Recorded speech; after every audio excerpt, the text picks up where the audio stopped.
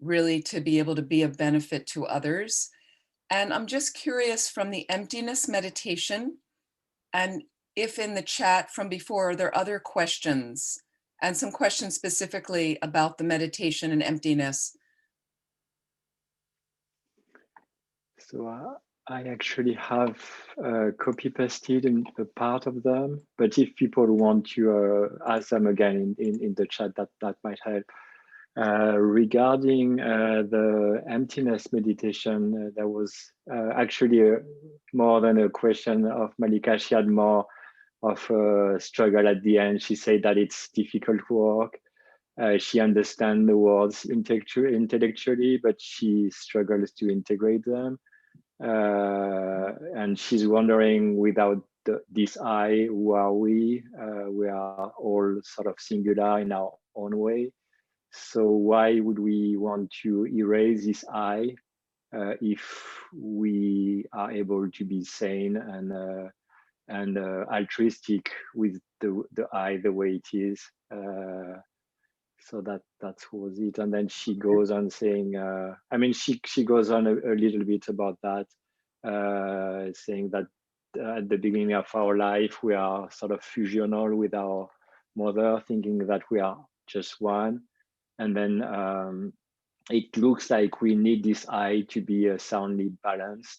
So she wants your opinion about that. Okay, let me, and I know Cyril has a, can't the I be equal to body and mind? Okay, let's go a little further into explanation. And again, if you are new to this, it's a very profound part of the philosophy that's extremely different than how our entire world thinks. And I have not found this type of system in any other spirituality I've engaged in or religion. It's one distinct feature, even though parts of some other, the esoteric sides of some religions do touch on this. So what I'm going to do right now is we're going to analyze this pen, okay? To just get a little idea based on something ordinary. When I say pen, now that's an English word being translated into French. You know what I'm talking about, a writing implement. I think we're all clear about that. And that means we have a conventional agreement about a pen or a writing implement when somebody holds this up to you, or holds this up, or this up. You know, you get the idea. Okay. So in reference to the questioner's comment about who is it that exists? You know, who am I then? Okay, there is a conventional you, meaning you do exist and you need to take care of yourself. So we have two extremes that we try to avoid in Buddhism. One extreme is called reification. It's a long word. Or concretization, another long word, meaning a solidified, permanent, independent entity. That's the way we view ourselves most of the time. Okay, Buddhism says that's wrong thinking. Now, but the thing is, there is a conventional relative truth, that's one truth, and there is an absolute ultimate truth, that everything is empty, of inherent nature, inherent existence. But the conventional relative truth that some people call mistaken truth, because it's not really seeing emptiness directly. However, it allows us to participate in life, in our karma. And that means that I need to take care of myself, but I want to understand myself a little bit more as I realistically am, which means it's, in this case, Amy or nun or white woman or American, like, labeled on this configuration of what I look like. A human being with certain features, certain sex, certain dimensions like that. And then Amy gets labeled on that. But I feel that Amy's always been there for all time. That's how we feel about ourselves. If Amy always existed inherently, when I came out in the delivery room in the hospital when I was born, everyone in the delivery room would have said, "It's Amy." But baby girl was born. Based on that configuration, my parents labeled Amy on that. So I exist in dependence on those conditions. I exist by depending on my parts, my body and mind. I exist based on a mental label that is labeled, imputed, designated. They're all similar words: designated, imputed, labeled on my body mind. So I need to take care of that. Conventionally, you do exist and you're meditating, thinking, exploring. Okay. But what happens is one extreme we go to is this reification. Okay. And I'll give you an example. If this has ever happened to you, you come out into a parking lot for your car. Now, a lot of you may be living in cities. So there you are on the metro and somebody falls into you, bumps into you, or somebody's standing a little too close to you. You come out into a parking lot with your car, you're walking over to your car, and you see the person in the car next to you open their door into your car and cause a scratch. What's your response? How do you feel about both of those experiences? You're okay? Pretty fluid? Okay. These are everyday experiences where we can use some understanding of emptiness. I'll give you an example then. You're on the subway. Somebody's a little too close. And you wonder if their hand is going to start exploring your body. Conventionally, you want to participate. You don't just say, well, it doesn't really matter. It doesn't really matter. Everything's okay. No, use your wisdom with compassion. Let me look up and assess. Let me see if I can just move myself back a little bit. Maybe make eye contact gently with the person so that they're aware that you know that they're a little bit too close. And it could be, as you do that, it's their briefcase or a bag they're holding, right? And when you make the eye contact and they realize they're too close, they may say, I'm so sorry, my bag is pushing you. And now you have more positive connection. You're connected, but not in a bad way. There's an understanding. I wanted to shift. I see who you are, connection rather than just punching the person, lashing out. You first try to assess what's happening. Now, if it's danger and somebody's really trying to get into your pocket or touch your body, okay, you can try to maneuver yourself away first. But again, you want to assess, and sometimes you only have a short moment to do it.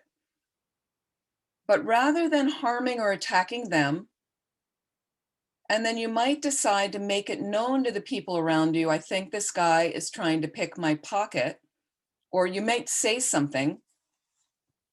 In a more extreme case, I had to do this on an Indian bus once. But the guy next to me was clearly moving his hands to a part of my body that he was not invited.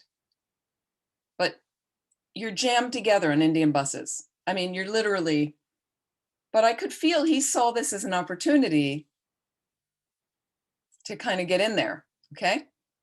So as I noticed this was happening, I can't move anywhere, I can't go anywhere. But he's clearly, and I kind of look at him like to try to give him a sign, this is not okay. I'm not giving you permission. I try to maneuver my body, but he's still going after me. He's right next to me. I can't go anywhere. He knows that. So finally, after of me putting my elbow down several times, trying to maneuver him away to say stop, he's not paying attention. Whether he doesn't understand my language, which he understood, believe me. But okay, what I finally chose to do, it was a little scary, was I finally couldn't maneuver anymore. I stood up in my place very quickly and I started yelling at him. Okay, saying, is this the way you would want to treat your mother or sister? Do you think this is okay? You know, pointing at him, not really yelling, but clearly like, and everyone on the bus knew what was happening. There was no question, right? Okay, he stopped immediately. He was embarrassed. Everybody glared at him and suddenly tried to start to protect me. So again, that's an extreme case. I didn't really do it out of complete hostility at this man, but I didn't know what else to do. Right? This is many years ago. And so occasionally you're weighing to try to cause the least harm. Okay. And to try to create as little negative karma in your mind. So if I had a good intention for interacting with him, which I tried to, but I was also scared, right? And it was one of my early days in India. So I wasn't feeling I was feeling very vulnerable. You try to interact. Okay, so let's say you're moving over to your car now and you see the person open the door hard into your door. I have seen people run over to the person, yelling, waving their hands, yelling and screaming. That's my car. Hey, what are you doing to my car? Like as if they intended to do it. Most of the people I know, including myself, when my door has opened up into someone else's car, I never intended that. The last thing ever on my mind is to go out today and dent someone's car. Most people, they have packages in their hand, they're older, the car, happened to lose control of the door. That's what happens. So if I'm walking out to my car and I see it happen, can I more calmly understand, number one, karma? If there are seeds in my consciousness to have my car dented, the car is going to get scratched and dented, and that's its nature anyway. You're going to get upset about every scratch and dent, and if you want to, then park far away from the cars if that's important to you. That's okay. But I can start to have this idea of karma that's related to emptiness, meaning as I'm walking over to my car, I start focusing on the car has no inherent nature, as if it's going to be perfect all the time. No, it's not, like the car doesn't exist that way. Right? And maybe, the person needs help and this is the result of me opening my door into people's cars as well. So now I'm purifying. There's many ways to view it. So as I walk over in a calmer manner, see the person there, hello, they see that I saw, and then they might say, oh, and this actually has happened to me a couple of times. They see the scratch. I'm so sorry. And we try to rub it with our hand, whatever, we'll see. And more often they'll say, please, like, let me know, can I pay for that to do it? But, a little scratch, I really don't care. But there's at least positive communication, positive interaction that sends, again, the harmony ripple out on the planet rather than, hey, what are you doing? That's why I would say what happened on the bus is more extreme. You're getting up to humiliate somebody. My intention was not to humiliate. My intention was to stop him from feeling up women on buses. That's not okay for him, let alone me. It's not okay for him. So, but you have to be honest with yourself too, that I know people that have said to me, well, I manifested anger at her to get her to stop doing it, but they're really angry. So you need to know your mind a bit. Is it fueled by tremendous anger at the man, or is it fueled by more of a care about this is really not okay for him to do, let alone for all the women that he accosts, or interferes with? Okay, let's go on a little bit more. We're going to analyze the pen. So we know this pen has parts. There's a cap. I'm going to call this the top, even though it's really arbitrary. The top, bottom of the pen, side of the pen. This is a plastic holder. Inside is an ink cartridge. There's metal. This top part is metal. This bottom cap is plastic.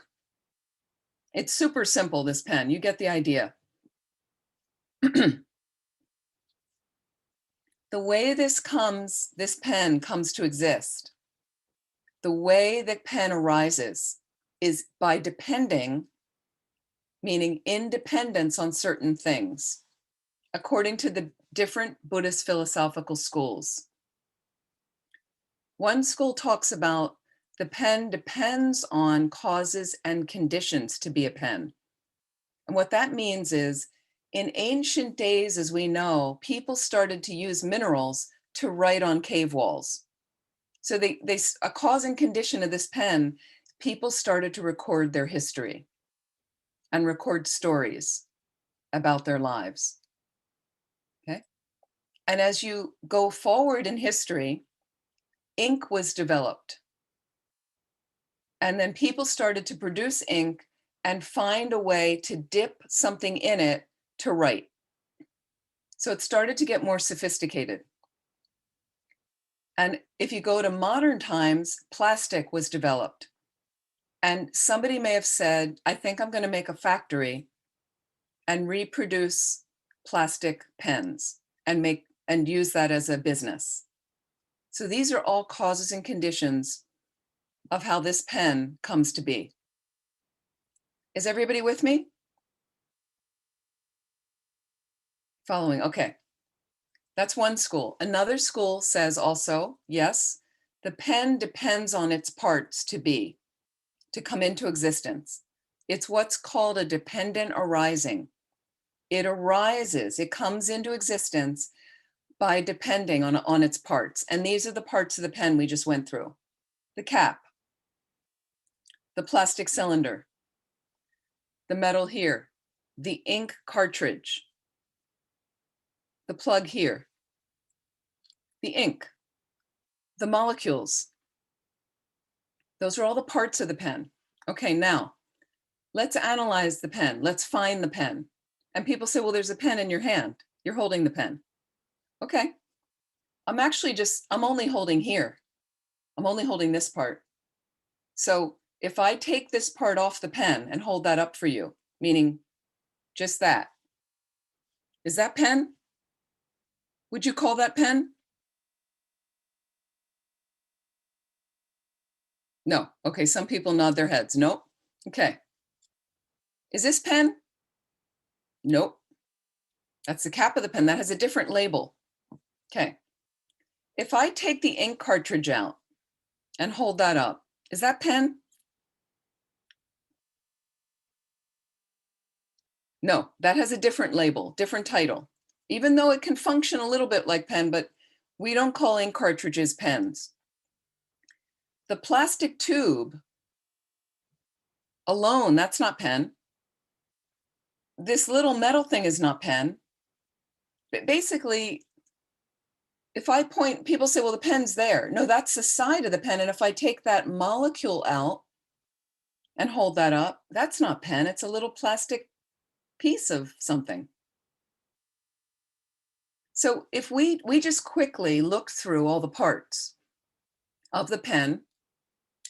Okay, now listen closely. We just looked through all the parts of the pen and we did not find pen in any of its parts. Okay, again, we just looked through the parts of the pen and did not find pen in any of the parts. So then people say to me, I know, but if you put all those parts together, the pen is there. So let's think more carefully. But we just look through all the parts, and there was no pen in any of the parts.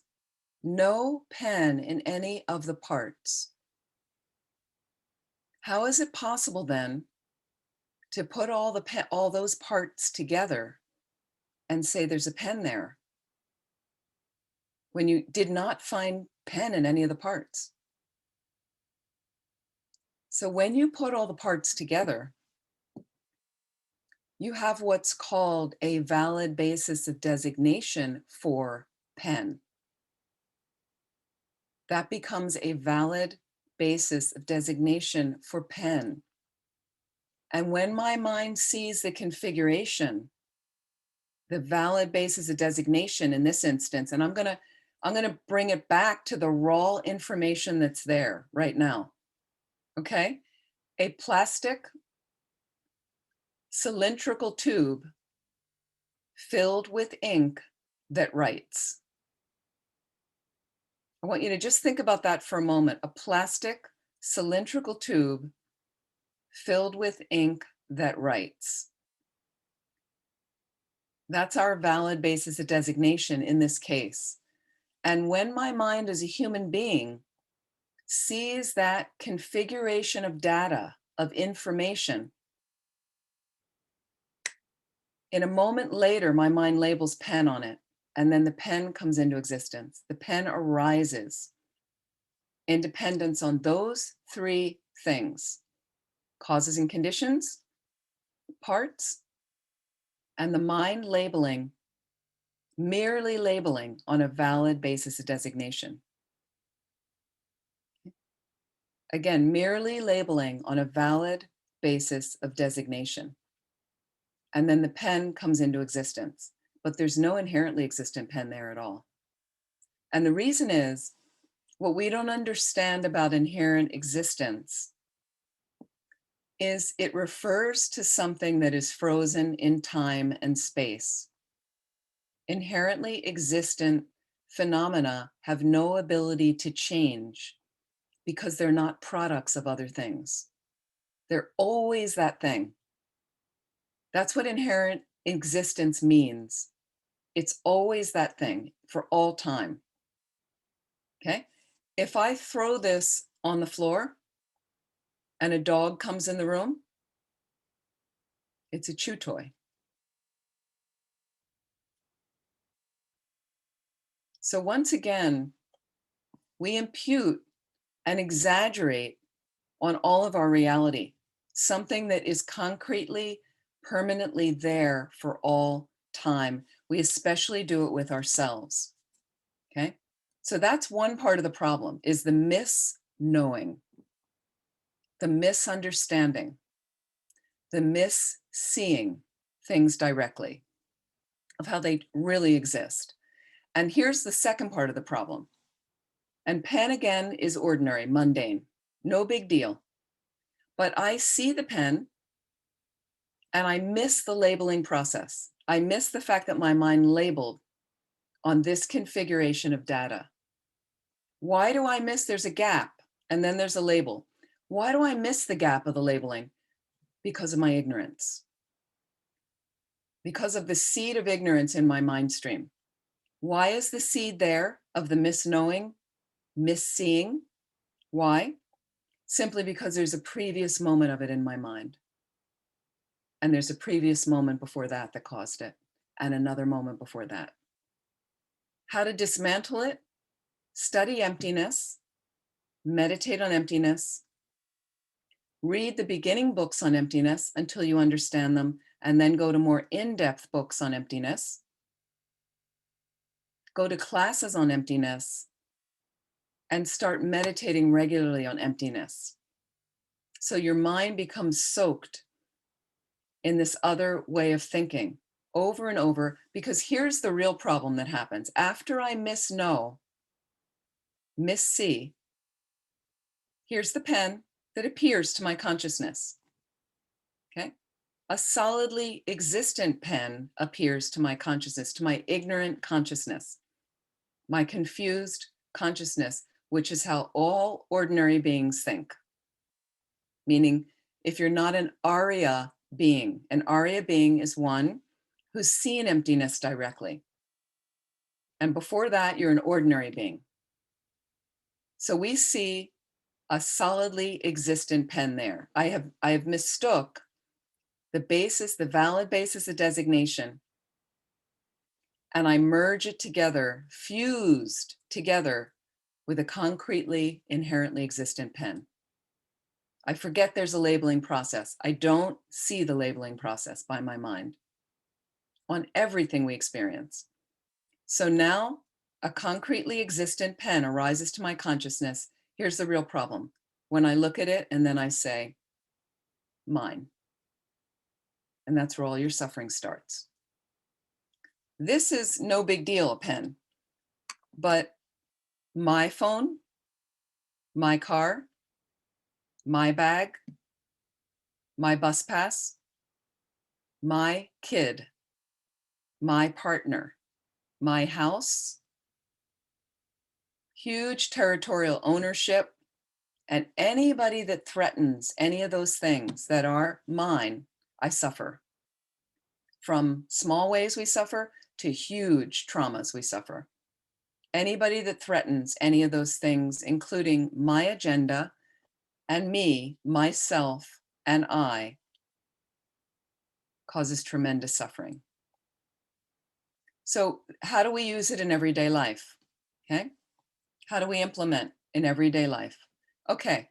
Somebody is threatening you. You're walking down the street and somebody comes towards you, pulls a knife, and they want your watch. They want your wallet. Okay. So this is what you would try to do. Fear will arise. It's natural. First thing will happen is the fear arises, oh my God, I don't want to be harmed.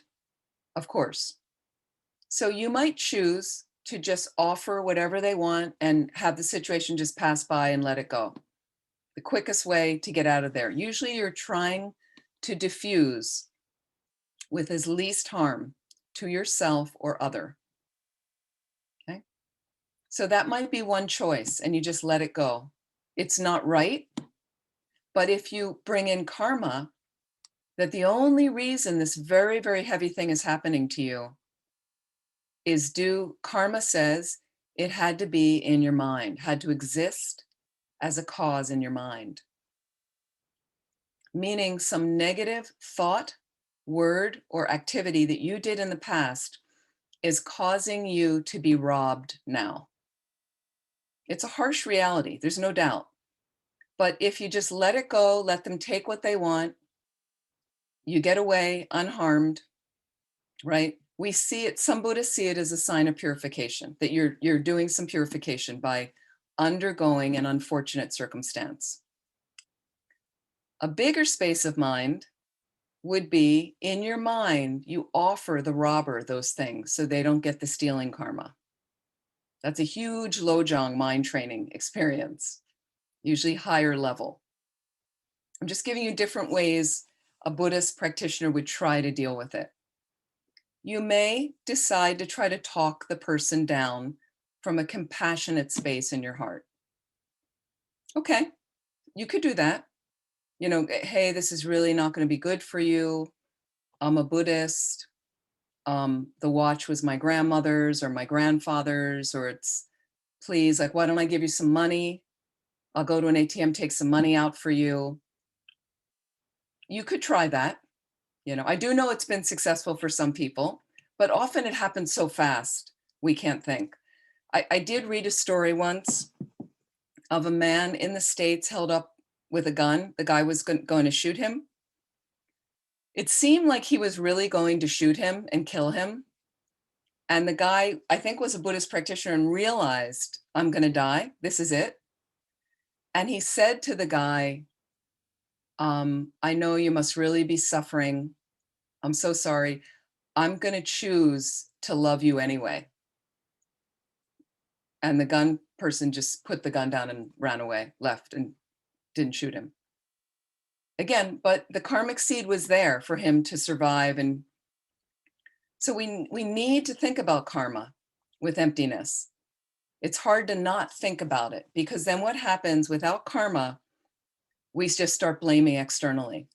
I have no responsibility in this. This is a horrible person, a violent person on the street attacking me, attacking my family. And then anger arises, delusion arises in your mind, in your mind. So again, slowly we try, but the more mundane things that happen every day are the person's too close on the subway. And I have this a lot in the grocery store. People stand too close to me. There's a 6-foot distance still. We are doing that. We should be doing that right now when there's a pandemic. And I don't care if you've been vaccinated. They don't know with the vaccines. They think people are still spreading the virus with the vaccines, even though they're protected. So I just feel like our job right now is to stay masked when you go outside and keep a distance with strangers that you don't know. And I'm in the grocery store, and and I just find sometimes somebody's right behind me. There they are, smack. And what I do is I turn nicely. I try to, you're masked, but I try to show them my eyes are smiling. And I'll just say, excuse me, I wonder, sorry, I can't move up anymore. Can you? And then sometimes I point to the floor where the circle is, where they're supposed to stand. Because our floors have it'll show you, this is 6 feet. And often the person, I'll say it in a nice way. Often they'll go, oh, sorry, I didn't, and I'll go, that's okay. It's no problem. But I have seen people where they go down an aisle in the grocery store, in the market, and they bump somebody. I saw this, 2 big guys where they bumped, and one guy's like, hey, like he's all the right, ready to attack. Hostile vibe goes out. Hostile ripple. And then the other guy gets a little afraid, and then he projects hostility back. So that's why we have war on the planet now, because of that attitude. So what emptiness does is with emptiness, there's no more edges. There's no more edges to that. It's kind of like, wow, this really, truly unfortunate thing is happening to me. You get really sick, you get your cancer diagnosis, you get COVID, your house was robbed, you fall down, you break your leg, somebody attacks you. It's all very unfortunate. I'm not changing that. It depends how you want to look at it. You can attack everybody outside of you, blame everything external. You can argue with your family and yell and scream and say it's their fault. Or you can start looking at your mind and say, wow, did I have a responsibility in this? What was my piece of this? How can I make it more peaceful? Can I make it more peaceful? So does that answer some of the questions about emptiness? And the Buddha gave 84,000 discourses, sutras, teachings, 84,000. Can you imagine in a 40-year span, roughly, 40 or 50 years. And there were levels of teachings for every type of being, okay? But all of those teachings were directed to one thing, to get us to realize emptiness. That's how important it is. And that cuts the root of all your delusions. So that's the best antidote to all of the delusions. And I'll give you some examples when we go on with fear and anger. Okay.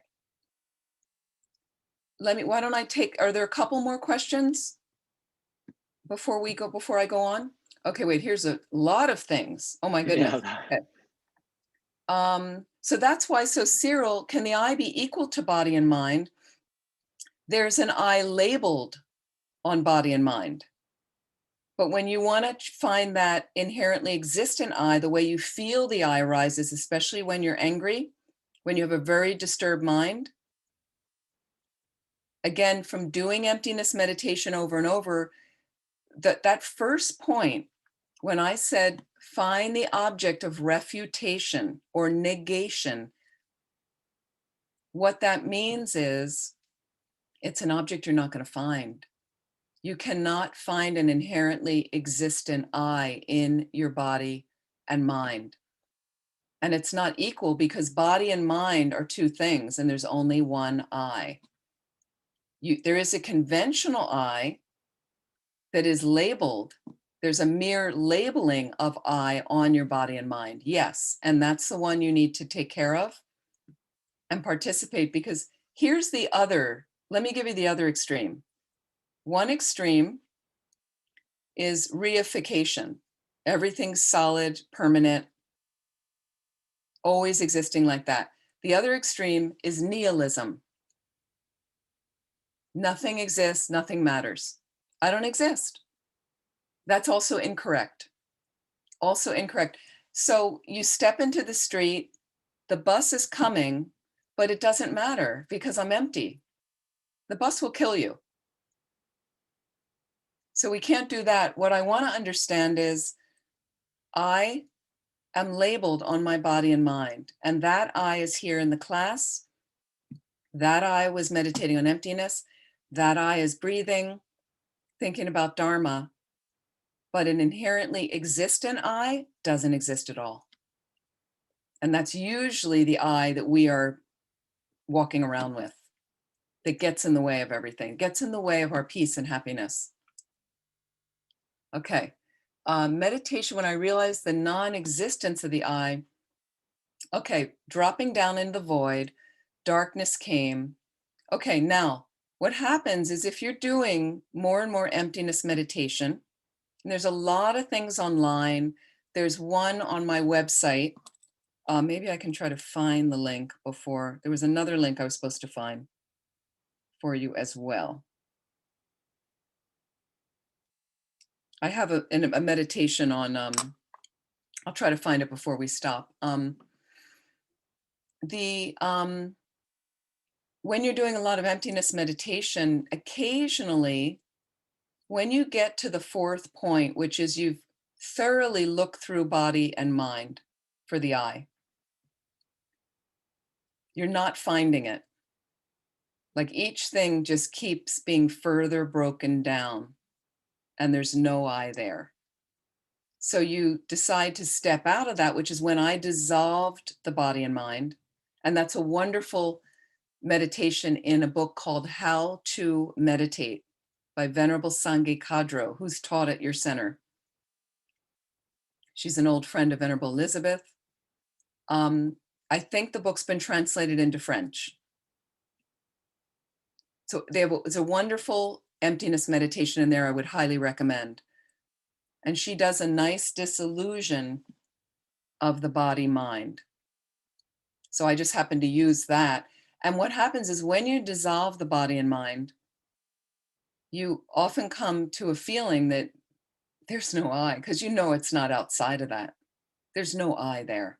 And when you come to that absence, the not finding, this is a way we combine placement or stabilizing meditation. Shine.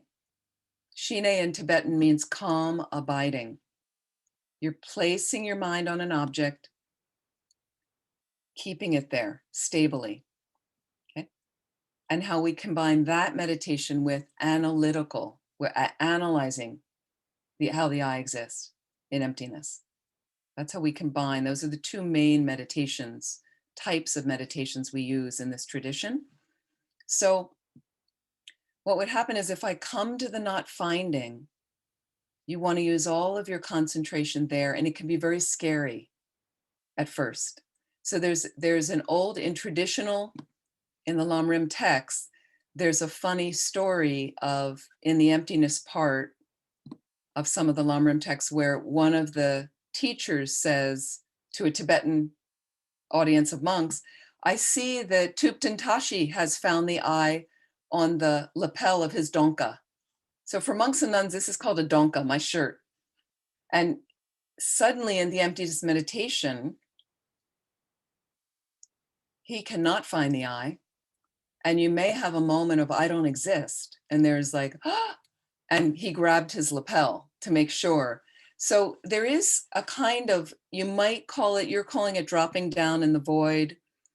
I don't know about the darkness, but it could just feel like you're shutting off in a sense. There's sometimes a subtle experience when we're meditating on the visualizations of the death absorption, where you come to what's called the black near attainment, where you're nearly at the clear light state of mind. And it's almost like a dead faint. But again, anything that gets you into more of emptiness thinking, that inherently existent I, that I feel so strongly when I have a strong opinion about something, that I doesn't exist. And what Rinpoche says again and again, he teaches every 10 years in a different way to get us to think about emptiness. What he says is then that inherently existent I is a complete hallucination. Complete hallucination. Doesn't exist. And then Rinpoche adds, and you trust that. The thing that doesn't exist, every moment we breathe, we trust it. That's all we're invested in. Okay? It's kind of the biggest scam of reality. The biggest disappointment of reality is that our minds are so mired in ignorance. And I'm not saying it with a bad notion of myself. It's just kind of looking at it of like, no wonder we suffer. However, it's that mind state when you realize how most of the planet is operating like that, okay? We had a world leader in my country recently, as you know, who created a lot of division, certainly in the United States, let alone the world, and had some very, I felt, extreme policies with things. So a lot of people criticized and hated him. Okay. And as if he inherently existed as evil. But we could see from the election that a lot of people felt it would be really good to have him serve another 4 years as president. But when I think about him, rather than hating and feeling adverse, which only holds me hostage, it only creates a prison for me, those feelings. He doesn't know how I feel. He doesn't even know me, right? But when I think of the mistakes that come from that kind of thinking of his mind, and I just think about all of our ignorance in general that creates this kind of system in the world now where there's war, there's poverty, there's famine, there's killing, then how can you not have compassion?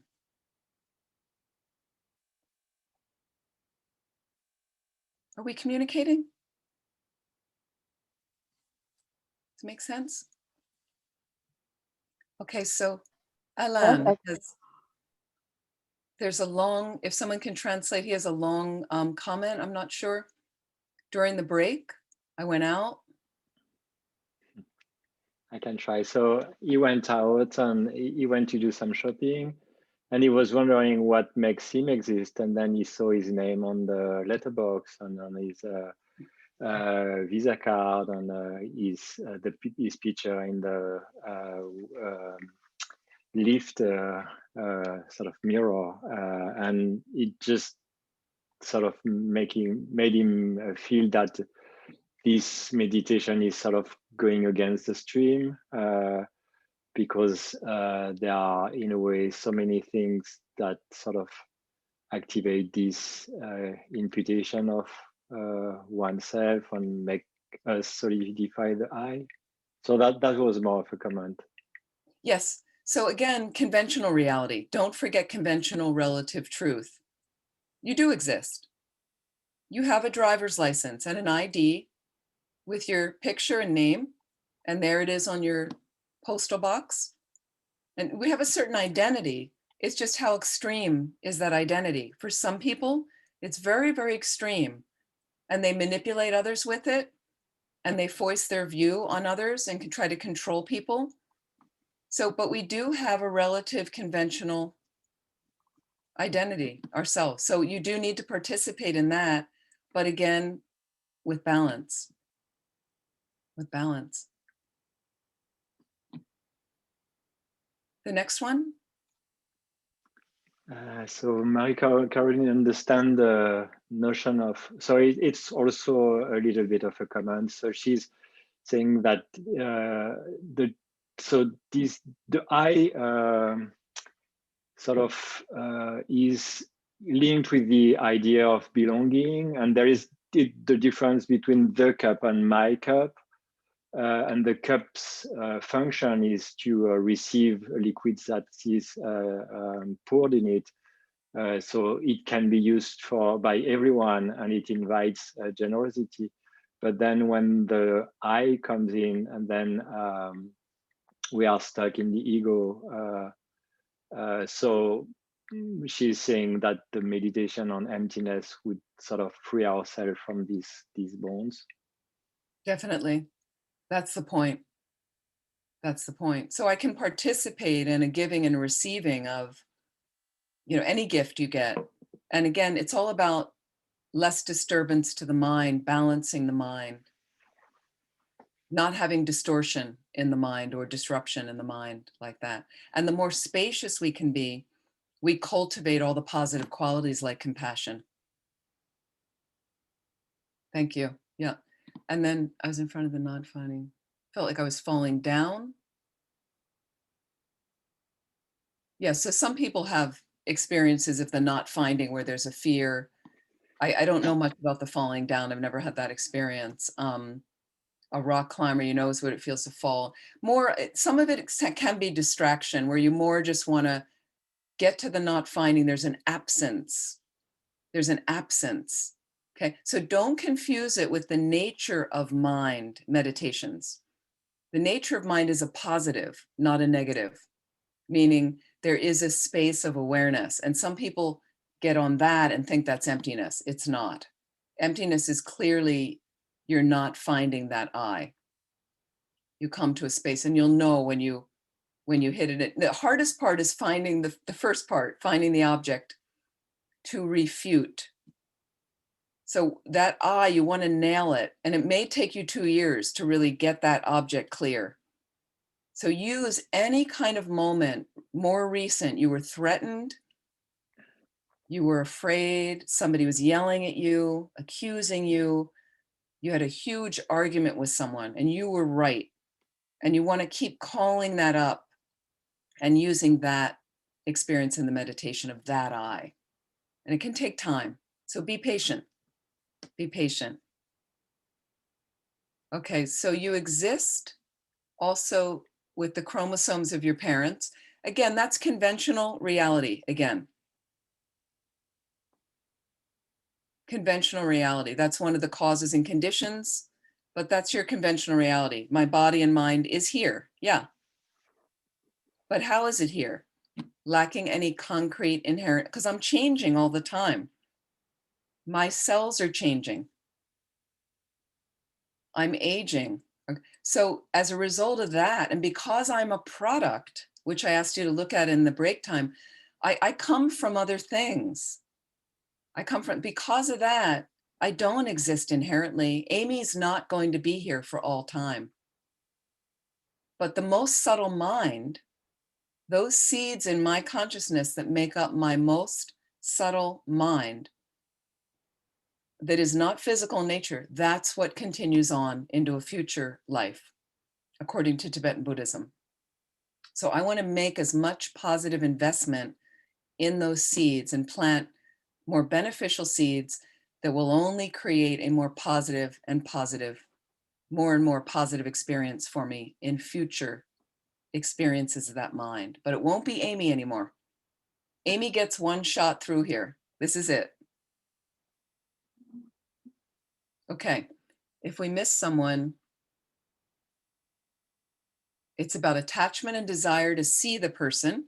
When we're not attached to the people, then we don't miss people.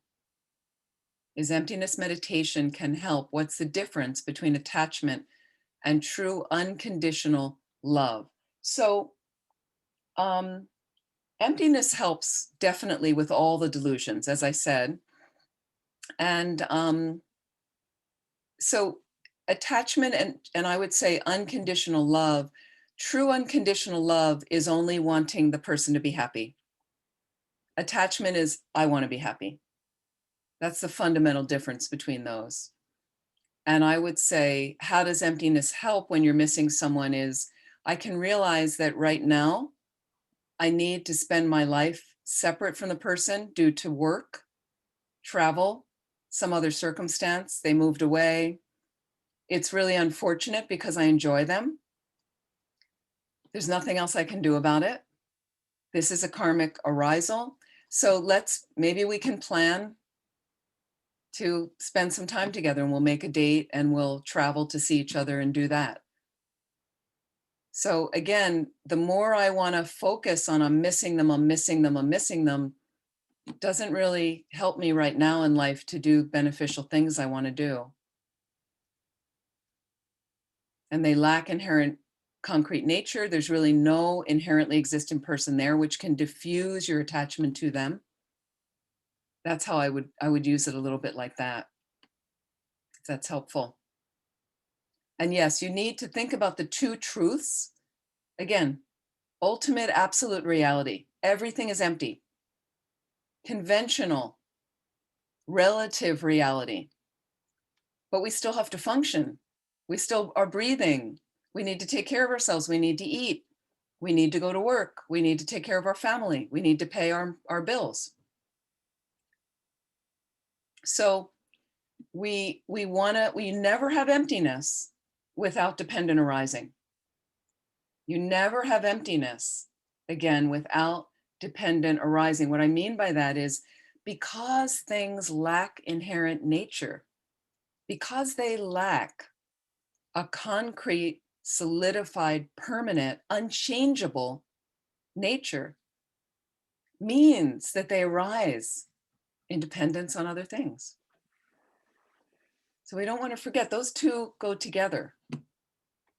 The basic essence of the Heart Sutra, okay? The Heart Sutra is the most condensed, in a sense, one of the most condensed forms of the Buddha's huge discourse on emptiness, which originally was from the Prajnaparamita, the Perfection of Wisdom Sutras. And the longest form of that is something like 25 volumes that I, one time in Kathmandu, got bonked on the head with each volume. It was very precious, apparently. There's a temple in Kathmandu that you can go and they store it there. And you can, for certain things, they take it out and it's very special. So, but the shortest condensed version of that sutra is the Heart Sutra. And the essence is form is emptiness, emptiness is form. Okay? So the fact that we exist means I come from other things, means I lack inherent nature. I'm empty. And because I'm empty, emptiness is form, means that because I lack any concrete, solidified, permanent, unchanging nature, means I come from other things. I arise by depending on other things. Okay, but all the karma does not ripen. Is that what you mean, Eustache? Karma is ripening every moment. Karma is ripening every moment. Karma is a separate teaching I'm not going to go into heavily here because we don't have time, but karma is extremely sophisticated and intricate to know fully, and it does take a highly realized mind. However, what we study karma at the level we can understand. The 4 characteristics of karma, I would ask you to reflect on how karma ripens, what causes certain things. And so karma is ripening, Buddhism would say, all the time, if that's what you mean. But again, please ask more if that's not clear. And understanding emptiness is ultimate bodhicitta.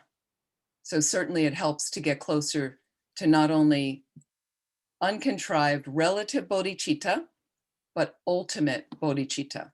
So relative bodhicitta is the wish to get enlightened, to benefit all living beings when we are living with the skillful means of compassion and loving kindness.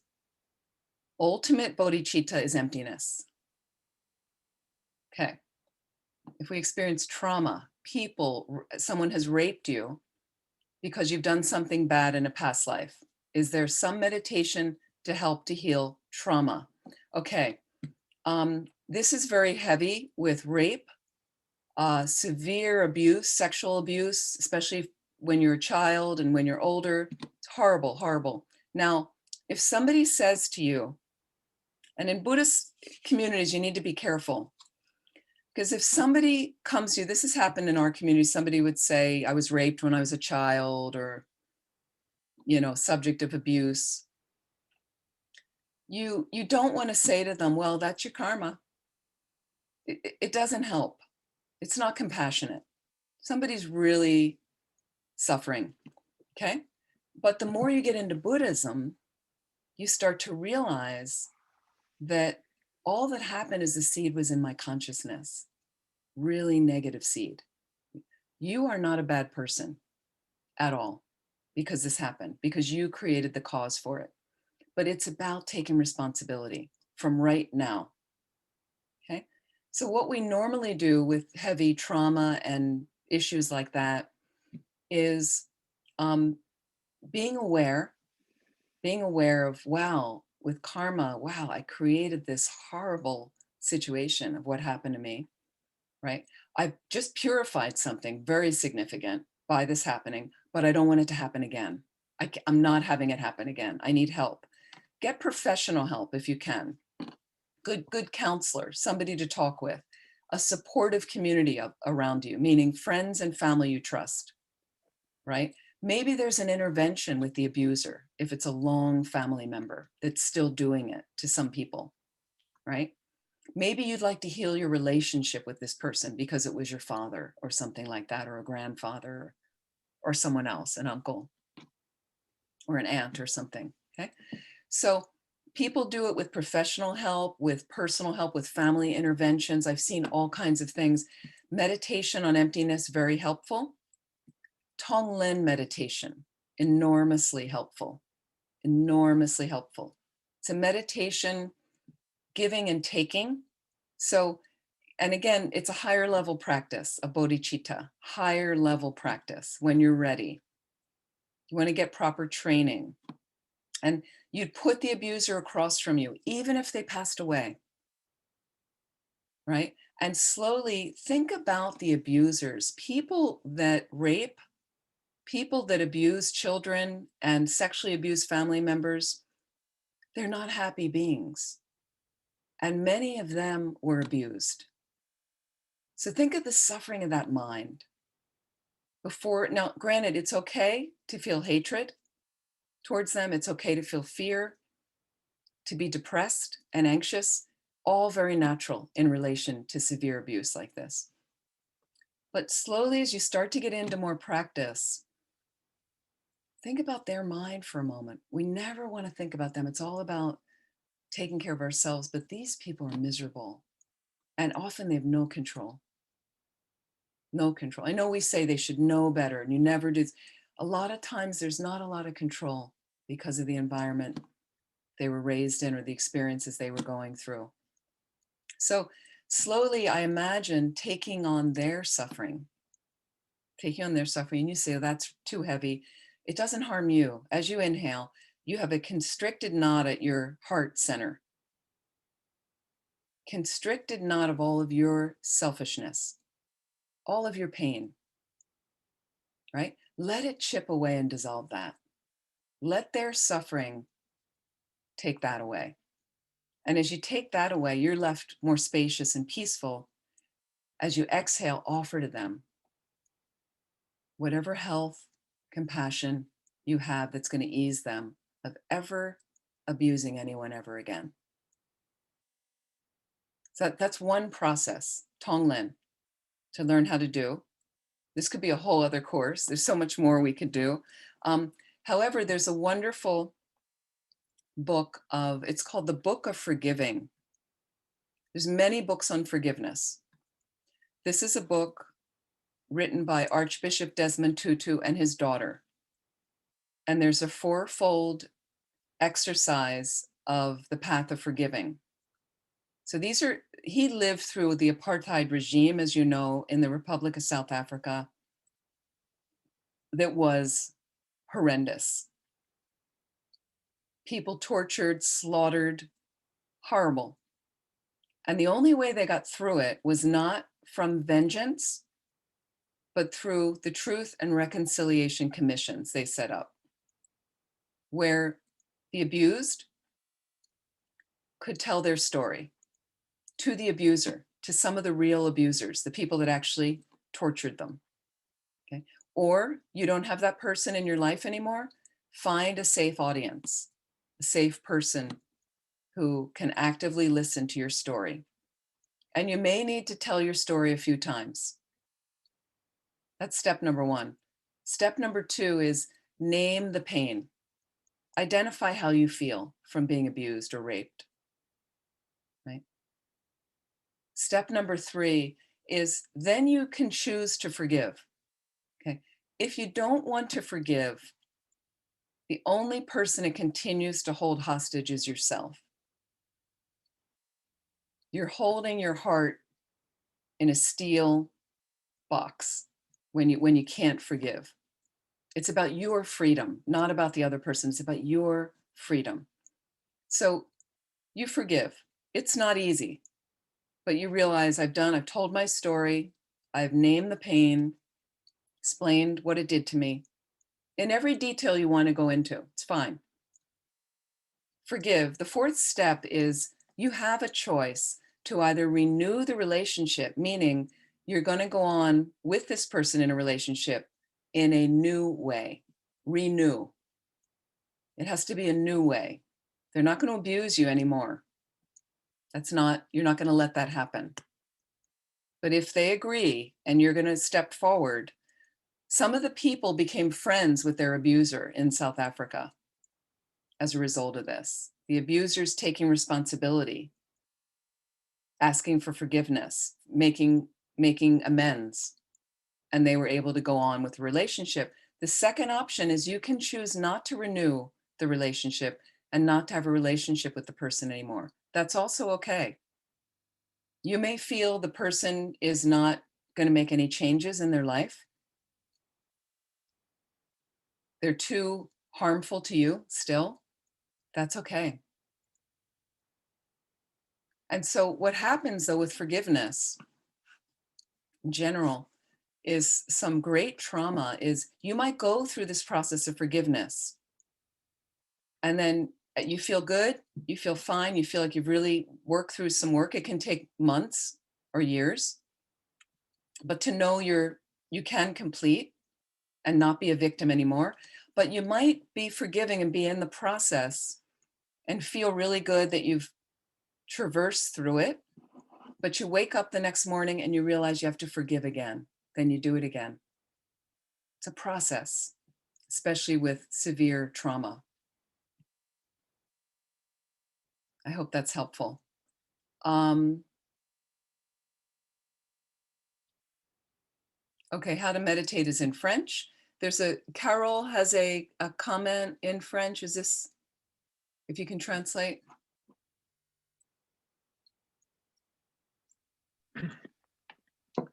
So it's the 6:53 p.m. one, right? Yes, Yeah. Lee. So when you have impulsions of anger linked with attachments or being jealous, isn't it more useful to first meditate on karma and dependent arising before going to emptiness? Yes, definitely you can. Emptiness is usually after, but I wanted to give it to you now because it's such a foundation. So yes, you can do many meditations. What I'd like to do, thank you for that comment, is I do want to get to anger right now and fear. So there's a lot more comments and questions, and we could just do a whole session on that. But I want to show you a little bit more with what's another effective meditation we can do that we'll do shortly in dealing with a challenging person that counters anger, hostility, frustration, like that. And this is a very effective analytical meditation that can include emptiness, okay, but it's very practical. So I think this is really helpful. So yes, understanding karma, which is why karma comes before emptiness in the Lam Rim, like that. It's also why when I mentioned to focus on death and impermanence, because sometimes when you're fighting with someone, somebody close, a family member, and you disagree, and then you think, if I was really close to death, would I be worried about this now? No. So that each thing has its step by step building on the one before. Okay, so I'm gonna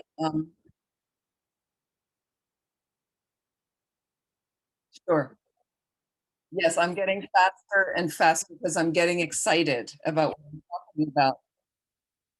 No, thank you for saying. Please, anytime say. Okay. I'm just kind of going through some of the comments to see if there's anything. Okay, so we're gonna pick up Arnaud on Carol at 6:54. I haven't dealt with that one yet, and then we'll see if we can go on to some more like So that. it's I think that's the time you were mentioning leaders' reaction to the how to manage the pandemic, and commenting that some of these reactions have been excessive. And our question is about how to turn things more favorably according to the Buddhist view.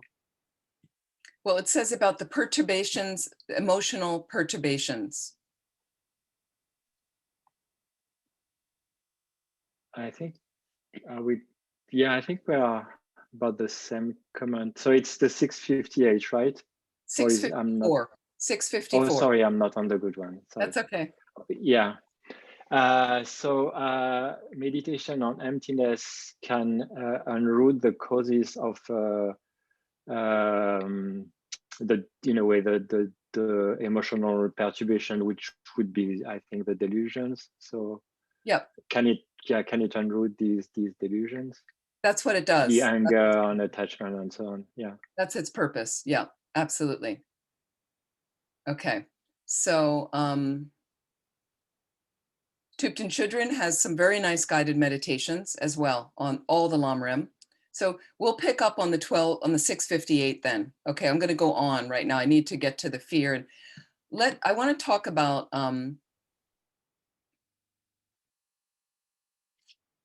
let me just look at anger for a moment. What is anger? Okay, it's defined as a mental factor that perceives its object as unattractive, exaggerates its unattractiveness, becomes antagonistic, and wishes to harm the object. The object can be animate, a person or another being, or inanimate, a thing. So it's helpful to realize anger's role where attachment over embellishes the good qualities of something. It's not accurate, but it makes them nicer, shinier. Anger does the opposite. All it sees is negativity, and it makes it worse. It doesn't see any good qualities. And whatever good qualities are there, when your mind is angry at someone, you exaggerate all the negative like that. And anger is really, really destructive, really destructive. Okay. I think you're aware of the disadvantages. So you want to start to see the disadvantages. And sometimes it's confusing because, for instance, there are people that feel like having an angry response is positive. That's how they get things done, they'll say. And I give an example in my own life is that years ago, I had an issue with telecommunication companies There was just always a problem with my telephone bill, with the phone system. The phone wasn't working right. And I'd call the company, couldn't, you'd have to hold for a long time to get a live person. I would get a live person who couldn't help me. The bill would be wrong. I would call. I would try to get them to adjust the bill. They would say no. So I would raise my voice.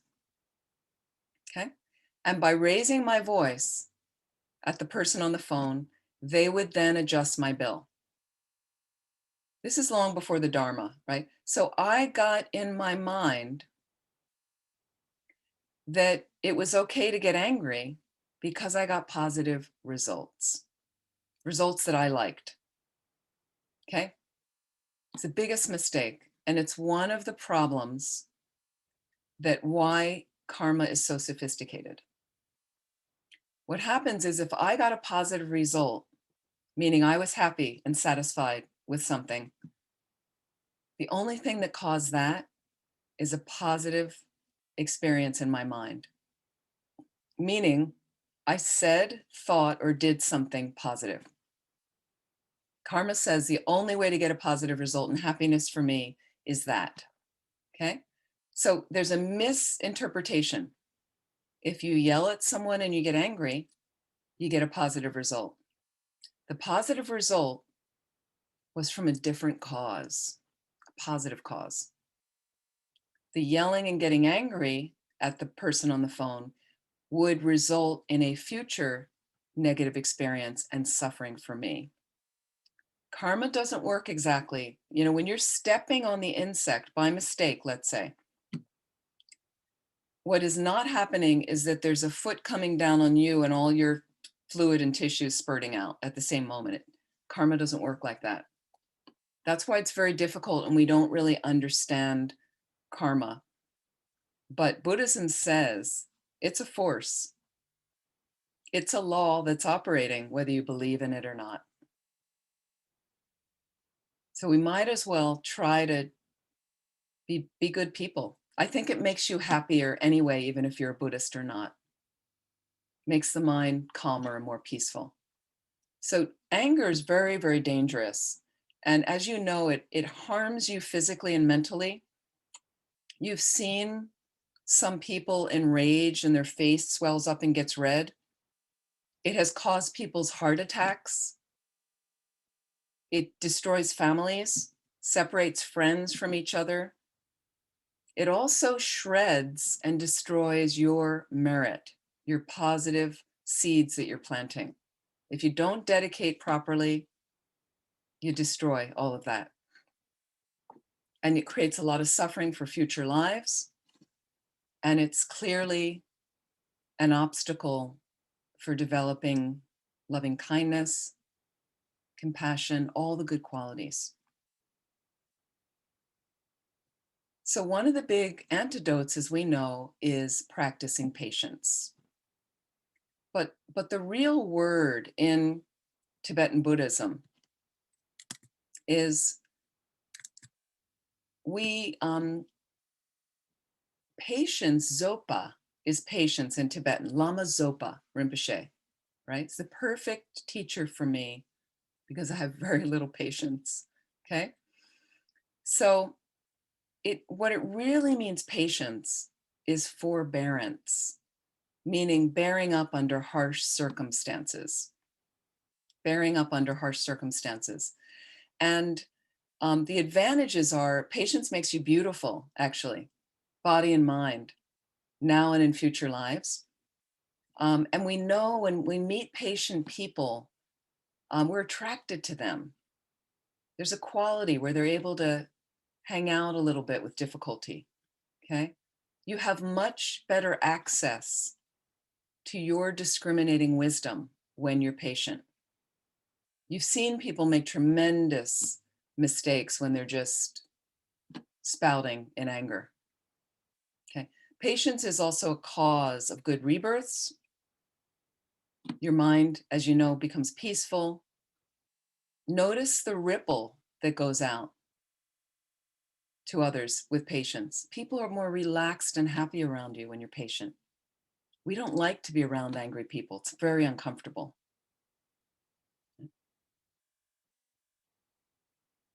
So let's look at antidotes, antidotes to anger. Obviously, reflect on the faults of anger and the benefits of patience. It's one of the things you can work on.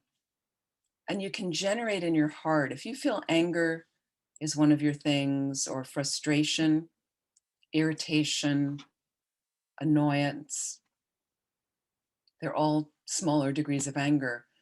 Determine in part of your practice that this is what I'm gonna work on.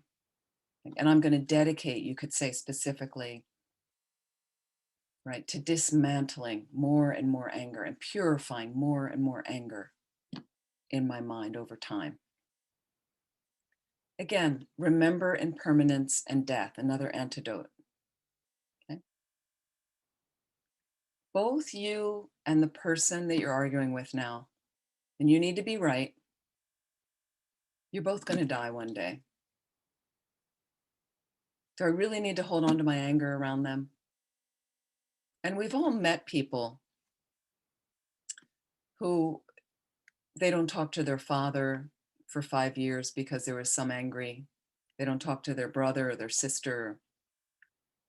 Some of them can't even remember why they're not talking to them. There was an angry issue. They don't remember what it is. If you think about death and impermanence, do I need to hold on to this? Because it eats a hole in you. Okay? And when you think about impermanence, I always like to think that things can change. Anything can change. So even the thing that you're dug into with someone. Years ago, I had a problem with a nun at another center. I was a nun, she was a nun. I was running a center, she was working at another center, organizing the program. And the way I saw it was a lot of the programs she organized, because the centers were close, would interfere with what I was doing, and to the point where she actually asked a teacher who was leading a retreat at our center during that retreat to host a program at her center during the same time. And the teacher went over to do the other program. And I was like, what are you doing? We've got all these people here. So I just didn't think she saw it, that she understood. And she, from the moment I met her, I didn't know her. From the moment I met her, she hated me. I never met her. I thought we'd have a nice connection. I was looking forward, but okay. So then I was like, karma. There's some karma there, something, another life, because I never had met her before. I'd never done anything or said anything so she just kept trying, my view, she kept trying to interfere. Her view, I just kept trying to interfere, I'm sure. To the point where we decided, she agreed, I wanted to get a mediator, somebody in the organization to sit with us so we could discuss and get rid of this. Right? We sat down and we talked, and she wanted me to start. So I just decided to apologize. I didn't really think I'd done anything wrong, but I really meant it. I really felt bad that there was some karma there. I totally took ownership. I definitely, in my mind, there was a seed that was causing this incredible disruption. And I really felt very sorry for that.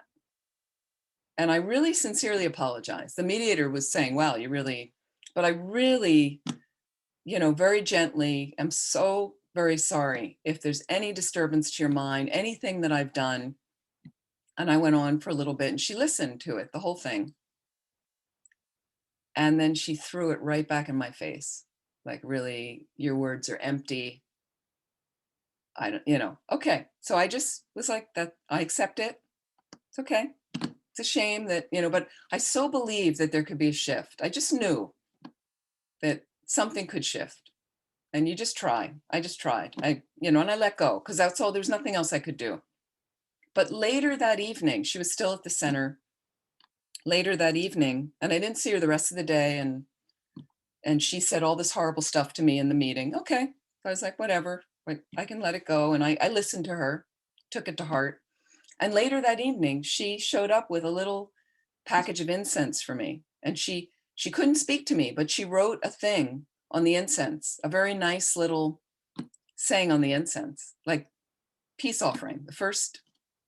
And slowly over the years, we'd see each other and we ended up rooming together at something. And I just always kept showing kindness, whatever. And now, no problem.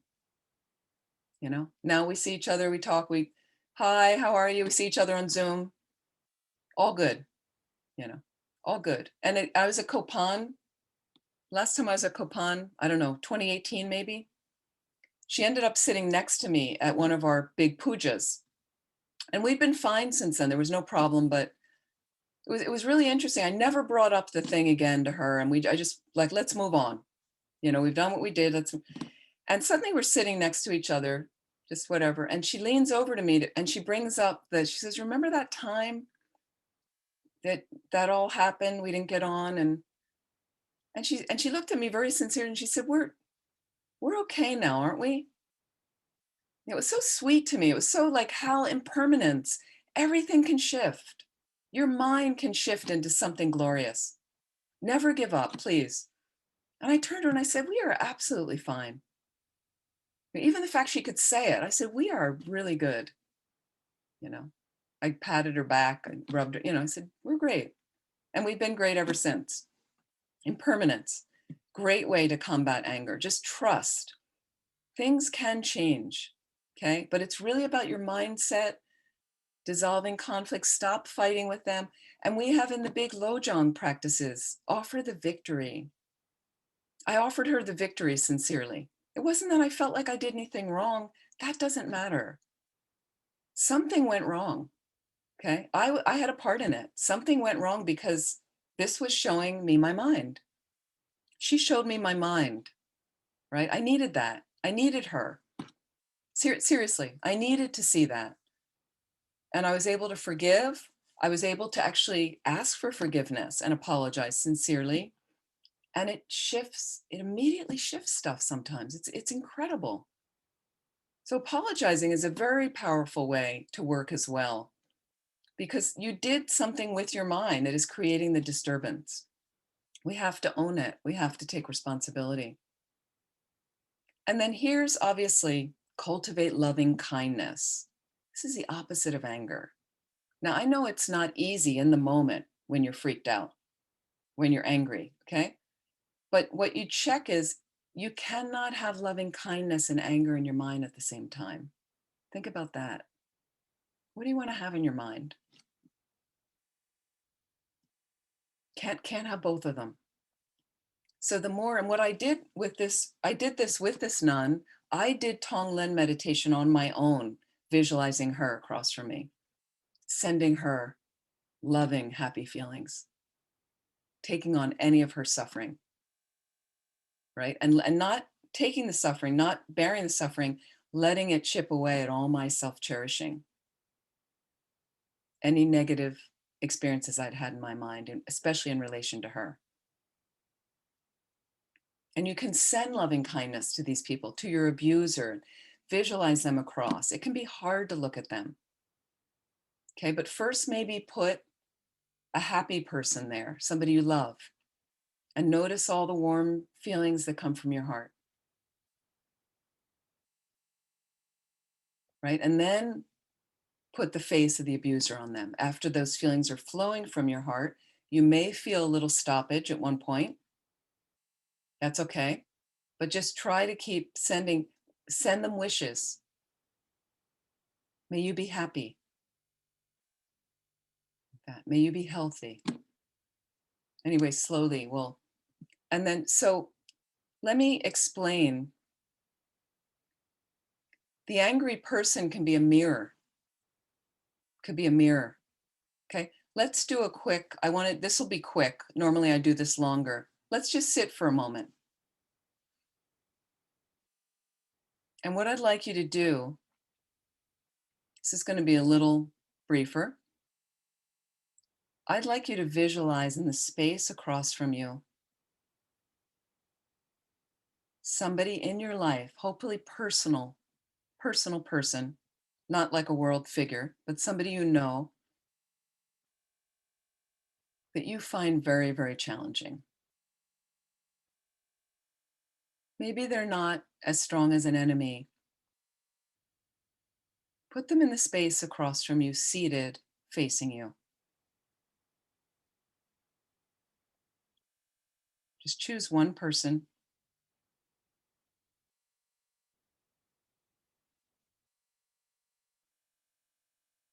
And as you look across at them, just notice for a moment the feelings in your body and mind in relation to this person.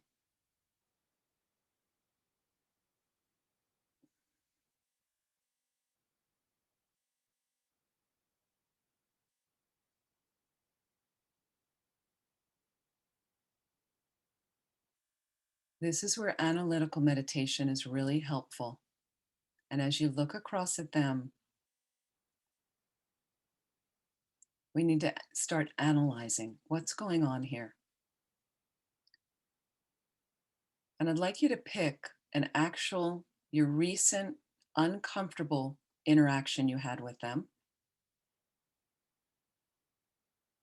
or the last one you can remember where you had a fight, disagreement.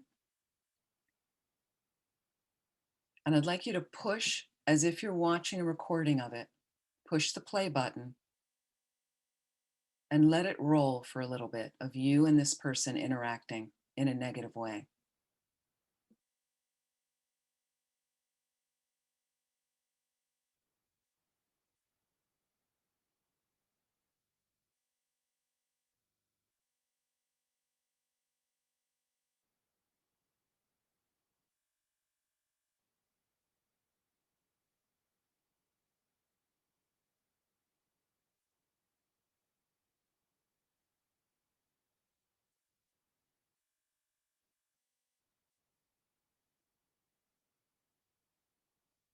I'd like you to push the pause button right now and just stop the recording, like the movie, and let's ask some questions. What was your motivation in this interaction, and did you accomplish it?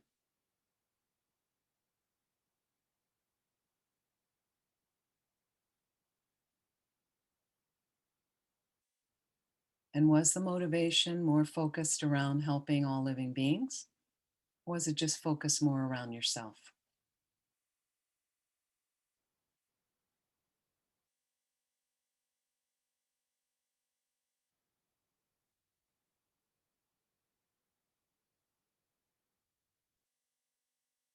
Now look across at them. What do you think their motivation was in the interaction? And did they accomplish it?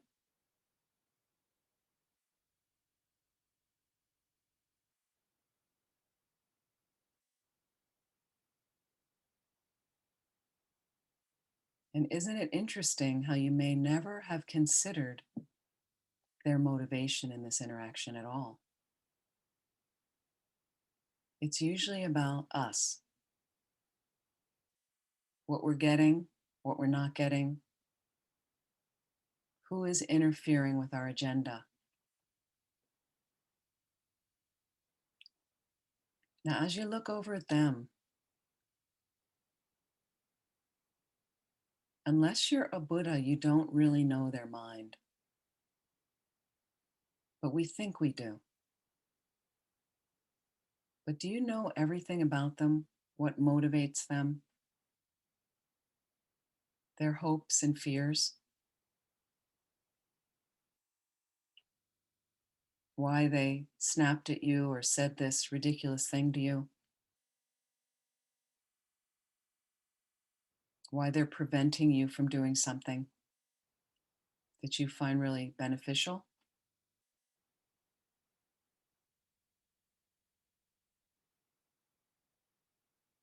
Do you know that they hate their job, that they're having relationship problems or financial problems? There's a health issue.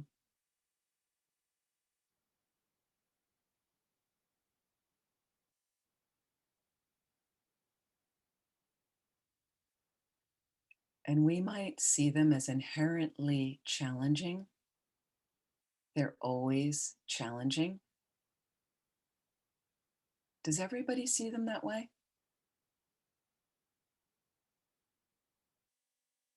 Everybody in their life sees them the same way?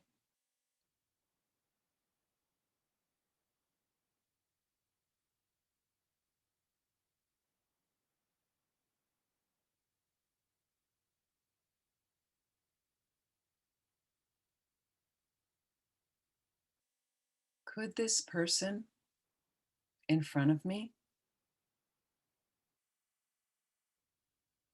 be disturbing my mind due to some negative karmic imprints in my mind that I created?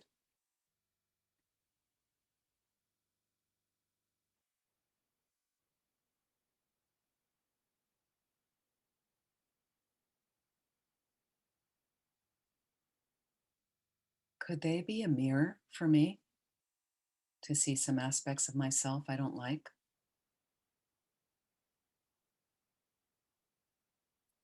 Could they be giving me an important message I need right now that I haven't been able to hear any other way?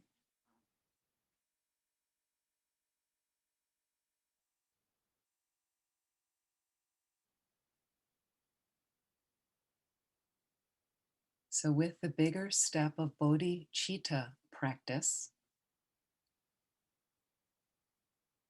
one of the steps is to exchange self with others.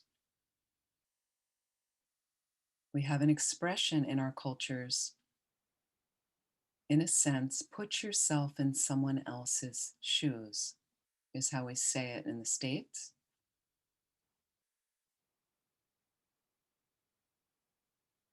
So I'd like you to imagine stepping into their shoes. You're looking out now through their eyes, back at you, angry. What is that experience like?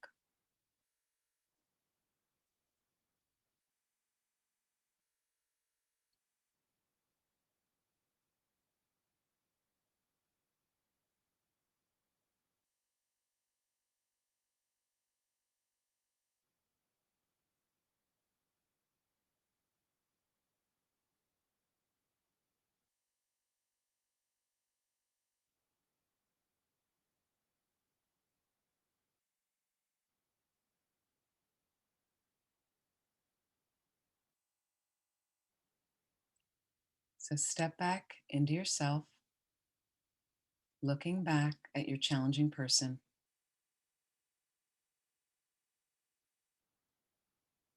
Let's send them some positive wishes. And imagine light rays coming from your heart center over to them, enveloping them as you think. Just these positive rays melting into their heart. Just think, may you be happy.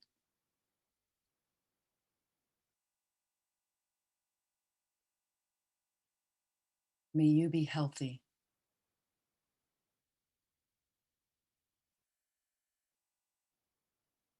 May you be free from suffering.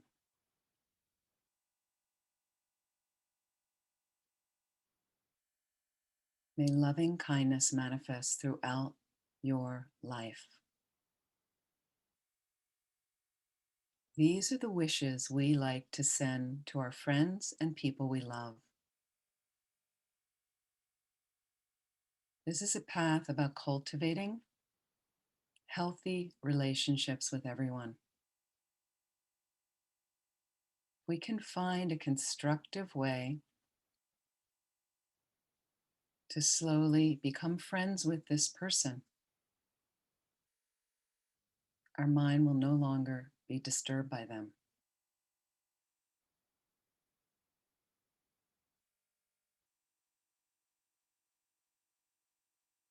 So please thank or acknowledge the person across from you in any way you like before we release them back to the space from where they came.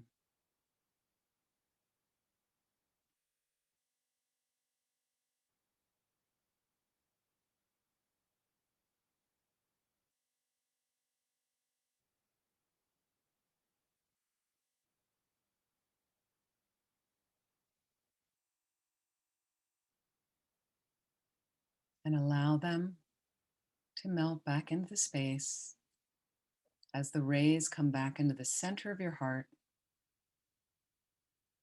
Just observe your mind for a moment before you slowly open your eyes.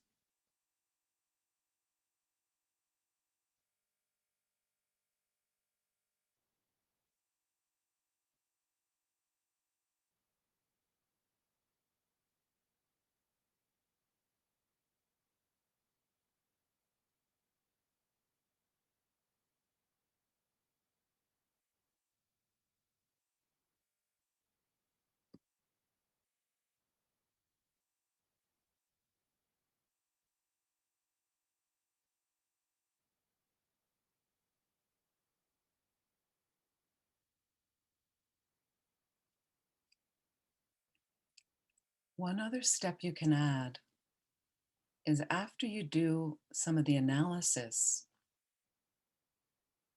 thinking of their motivation, thinking perhaps of how they suffer,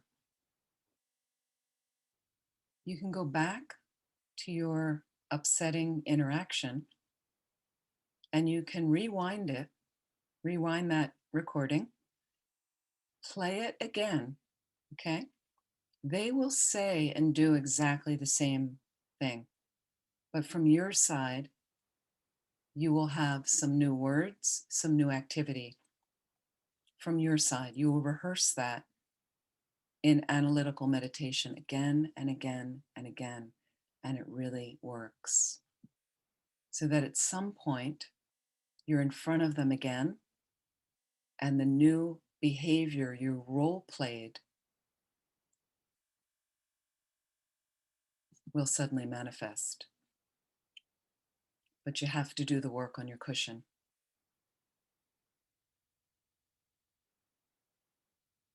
And you can practice it again and again and again till it takes deeper root.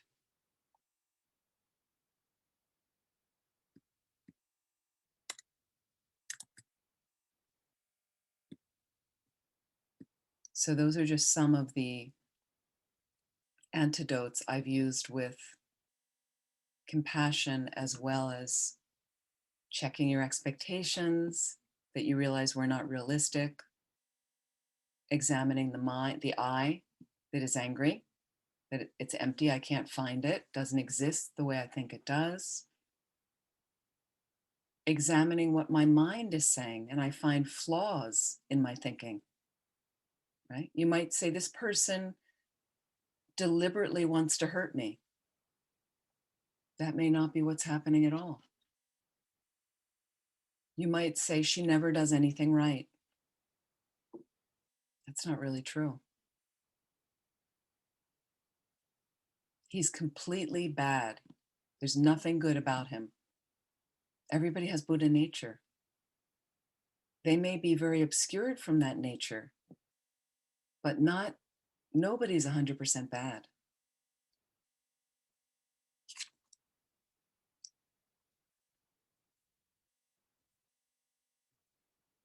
Okay, I want to look at fear before we, if there's any time for more questions, because this is about anxiety and depression, and we use similar antidotes. Let's look at fear, worry, and anxiety. The root of it, once again, all related to emptiness, is a misconception of the self or the I. Second part of this is a wish for things to be permanent. That tends to be the crux of the fear, the worry, the anxiety. And from this arises attachment to what is pleasant, a fear of separating from or losing what we hold as dear, an aversion and fear of the unpleasant, the unwanted experiences. So let's look at some antidotes. Because what Buddhism asks, please, is you have to analyze your mind. You don't just stay there gripped in fear and panic attacks, day after day after day. Start to get some help. You might need some professional help. Connect with people from the center as well. Tremendous way of realigning the mind with more positive thinking. And when we talked yesterday about why we are prone to think negative thoughts, it's also helpful to notice how much what I call air time, how much time I spend thinking negative thoughts about myself and others. All you need to do is rebalance to start noticing that and finding the positive side. Finding the positive side. I noticed for years I was always finding the negative critical thing about someone. And I understood what it was in relation to, where it was coming from in my mind. So I started to be very aware of when I would do it. And without opening my mouth or saying or acting on it to create more of that, I started immediately thinking, oh, wait, let me first find a positive thing about them. And I started overly focusing on that more and more until some of the negative things just disappeared. And now I'm much more geared to finding something positive and optimistic. Mind training, that's all it is. If you feel it's valuable for you, if you're tired of the habitual negative tendencies, you're just not giving enough time and practice to cultivating the positive mind. That's it. So I don't mean to make it sound simple, but again, the awareness on it, and then consciously, I know I can find something good about this. I know I can focus on something positive. So what we can do with fear and anxiety, be aware and acknowledge your fears. They happen. There's a lot of things to be scared of in this world right now. Okay? Think about samsara's nature.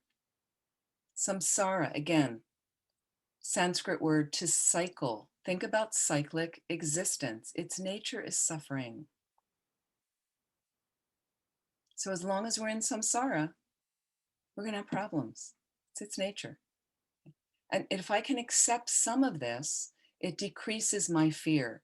Honestly, the more I've gotten used to samsara's suffering nature, I'm not upset if my car gets scratched. I'm not upset if I get a cold. If something happens, I realize, well, that's part of things happen. Okay. However, do know you can definitely get free of samsara by practicing Dharma. So don't just give up and go, well, that's samsara, that's it. No, I'm committed. And what happens is the more I realize about samsara, please let that generate in your mind a revulsion with it, which helps you grow and develop renunciation in your mind. And true renunciation is really anything that agitates your mind. You give up anything that agitates your mind.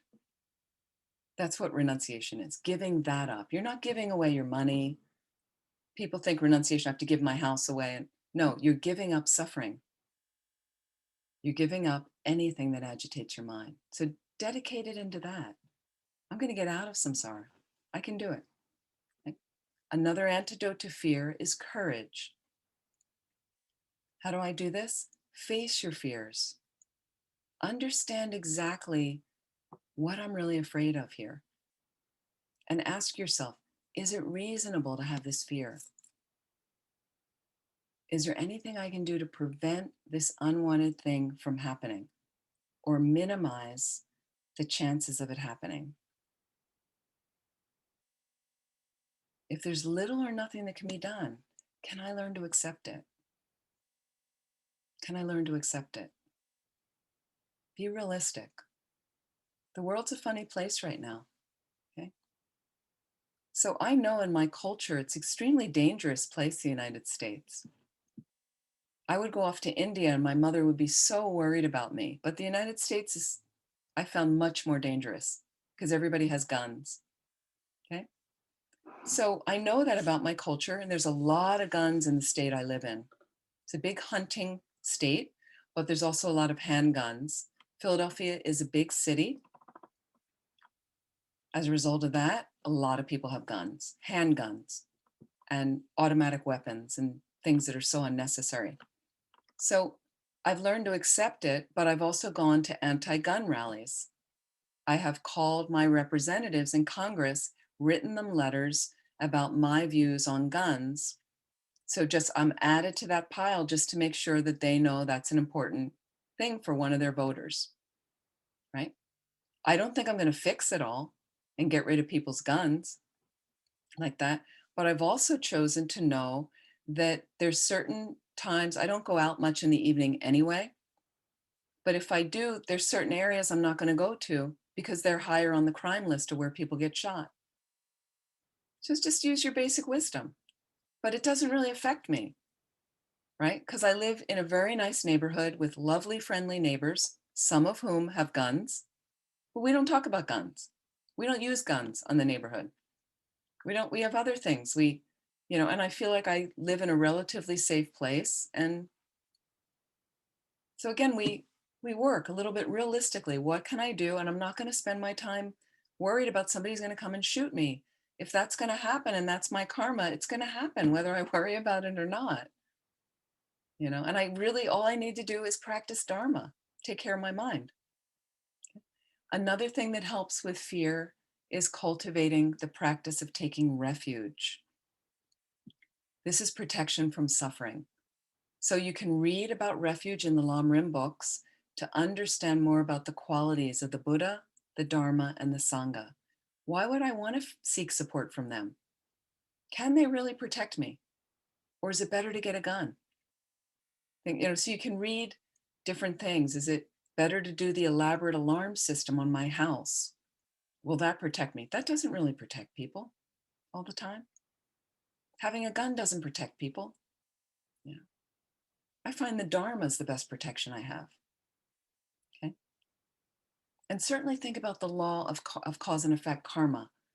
There's people I know, I mentioned my nephew from a young age, they just worried, just worriers. It must have come in from issues. You can certainly dismantle some things by being realistic about it.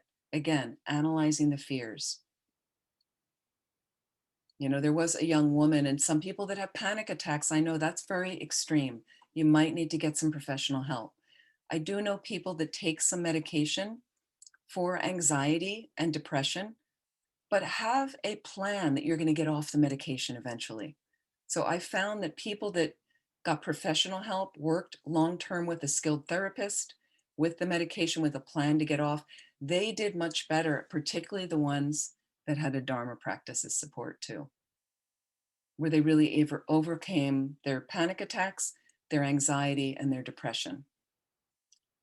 But you can notice that sometimes there's things, the mind gets caught up in unnecessary worrying. Why not recite a mantra when you notice that? Start reciting some prayers or learn a basic mantra. Mani Padme Hung, the mantra of the Buddha of compassion. Wonderful to just interrupt the mind that's doing. And then here's another one, keep a balance. If I notice I've got excessive worrying going on in my mind, that's not really helpful and that's creating more worry. Okay. So is there something I need to kind of step up my responsibility? That I'm being too irresponsible? That's why I'm worrying so much, not taking care of this or that. I'm going out late at night into dangerous neighborhoods and associating with really bad influences and driving my car too fast at night. Whatever it is. Keep a balance. Create a balance. And similar, just a quick thing on depression before we close, is you want to look also at depression. Similar things function the same as, because Tibetans don't really have a great way in talking about depression. They talk about self-pity sometimes, but they have a kind of different culture. They don't have a word for guilt in their culture. That really attracted me to Tibetan Buddhism, right? So you see sometimes people sitting in the mind, I call it, this ruminating in the mind focusing on a lot of their negative qualities. Nobody likes me. I'm hopeless. I never do anything right. I can't do anything. I'm inactive. I haven't been active in so long now, I'll never get started. Okay. So, what you want to do is, again, examine what your mind is saying and correct what's not realistic. You're worthless? Absolutely not. Nobody cares about you? I care about you. You never do anything right? Well, you showed up for this class. I think that's pretty right.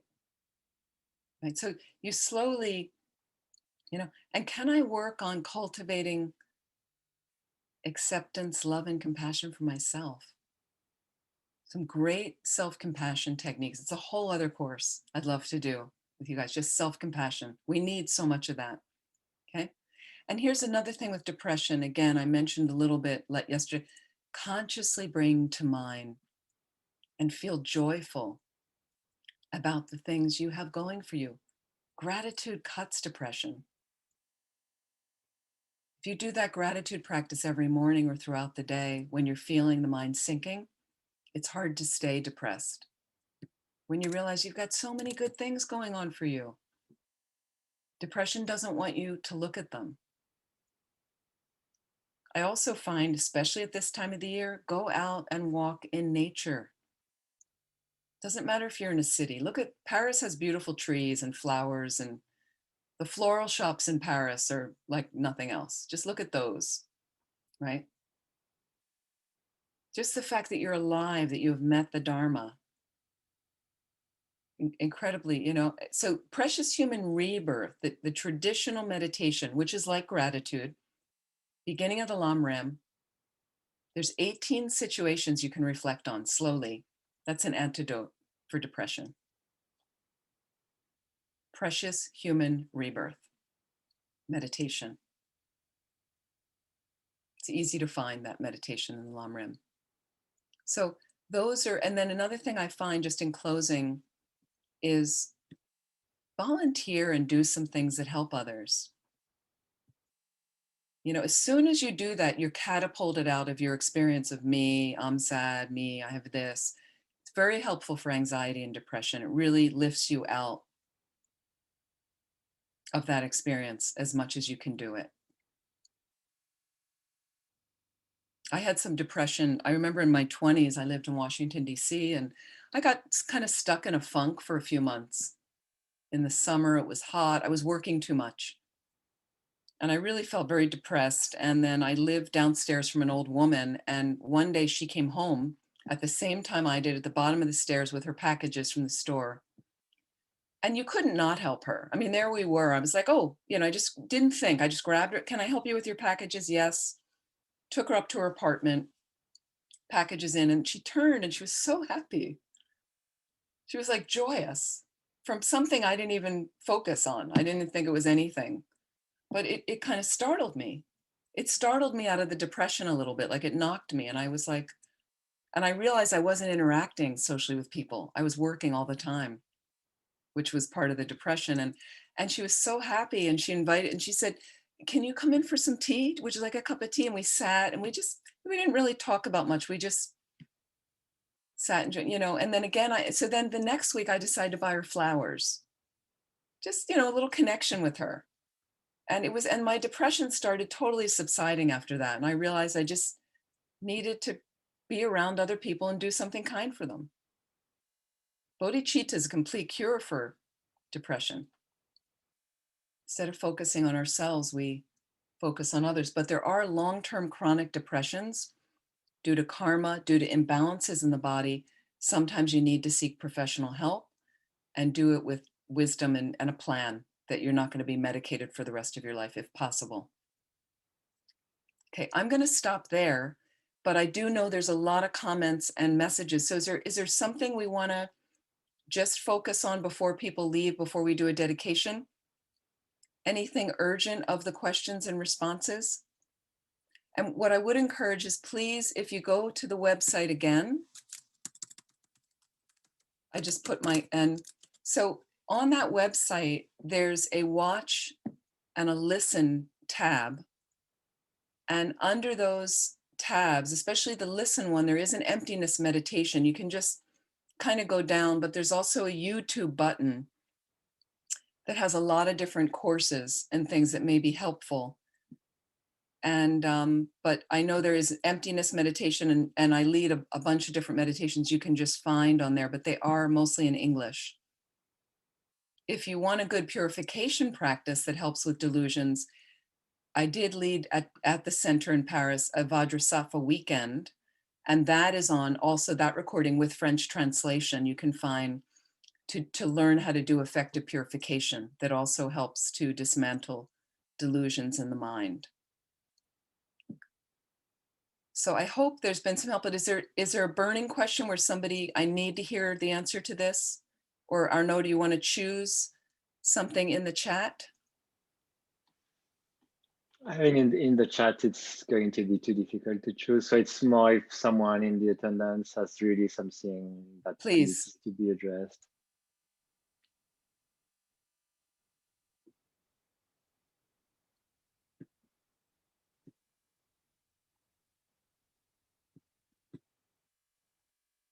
Okay, so maybe, sorry, somebody.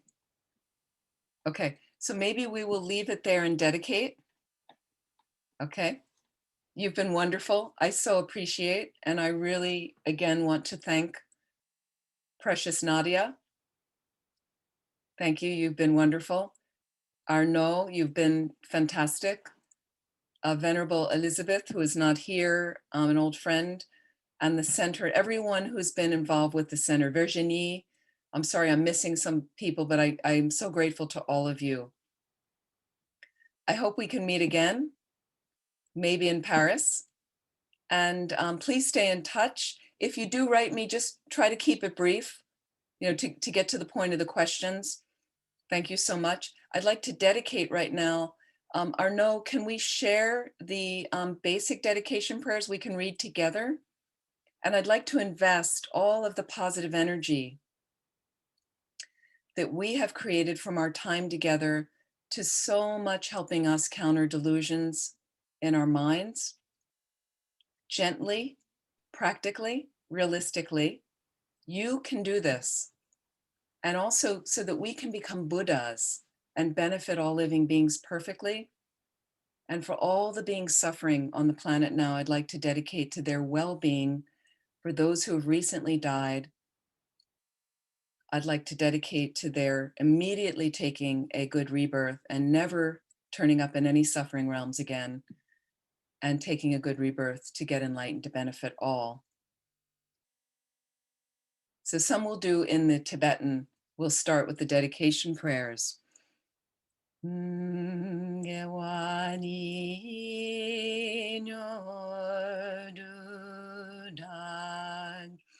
Lama Sangye Druyorne Drowa Chikyang Maluba Dei Sala Gubarsho Janju Sencho Rimboje Mage Panam Ge Gyurjik Ke Panyam Pame Bayi Gone Gondu Belwarsho. Further down, please read in French. No, one above. Right there, that one. So you can read together in French.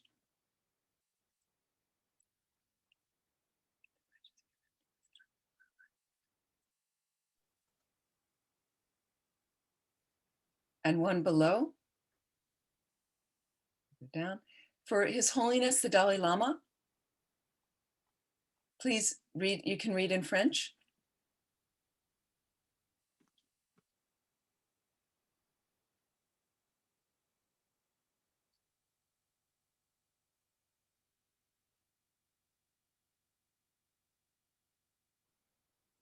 For Lama Zopa Rinpoche, the Long Life Prayer, please feel free to read in French.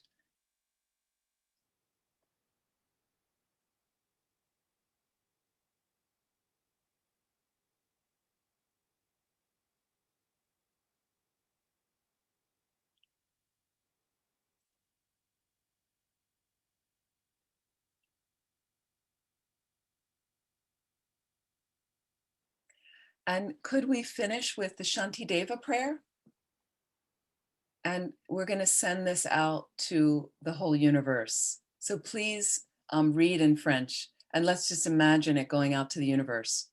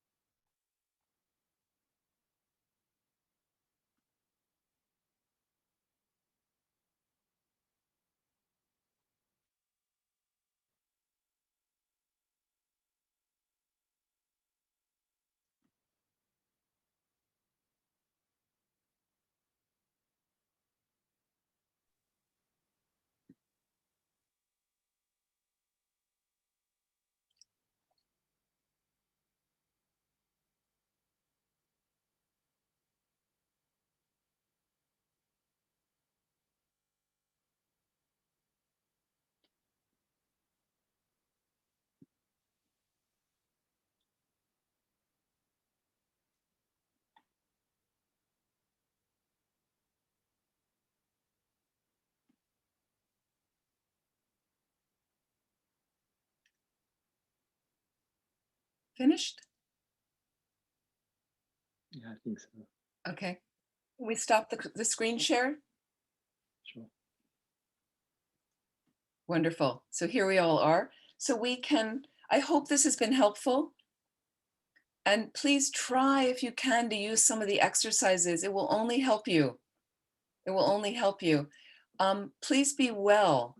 And I so hope you can find your way to health and healing with the pandemic in France, especially. In Europe, I know it's been so challenging. And I hope we can meet in person again at the center. You know, I was Yes. hoping to be there.